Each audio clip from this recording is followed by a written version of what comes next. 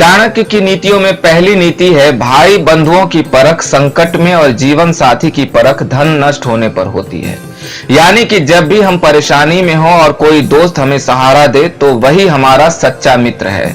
अन्यथा सुख में तो हर कोई साथ खड़ा होता है, लेकिन दुख में सहारा देने वाला इंसान ही सच्चा इंसान कहलाता है।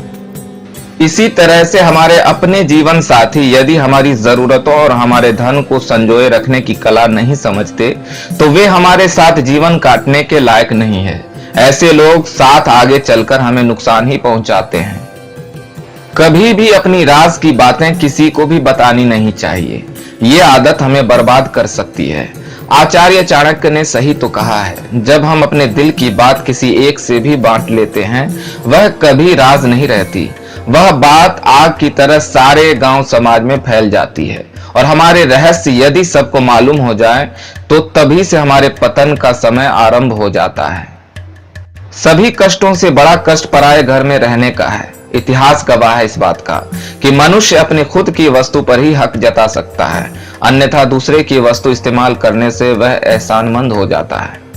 किसी भी व्यक्ति को बहुत ज्यादा ईमानदार नहीं होना चाहिए, क्योंकि बहुत ज्यादा ईमानदार व्यक्ति को ही सबसे ज्यादा कष्ट उठाने पड़ते हैं। आचार्य की इस बात को हम उदाहरण सहित समझा सकते हैं। जंगल में काफी सारे पेड़ होते हैं, लेकिन क्या आप जानते हैं कि पेड़ काटने वाले सबसे पहले किस पेड़ को काटते हैं?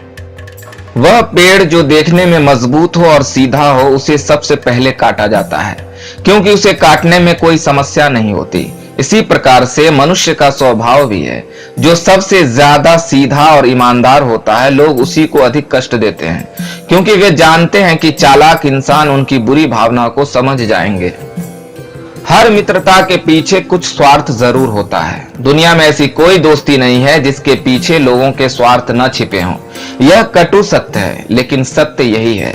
आचार्य चाणक्य के इन वचनों का बहिष्कार सभी करते हैं, क्योंकि जो सच्चे मित्र हैं वे इस बात को मानते नहीं हैं।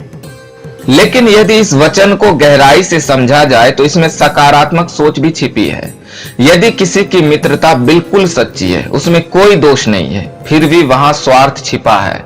स्वार्थ एक अच्छा मित्र बनने का, स्वार्थ मित्रता को पाने का, तथा आखिरी स्वार्थ मित्रता से मिलने वाले प्रेम को पाने का।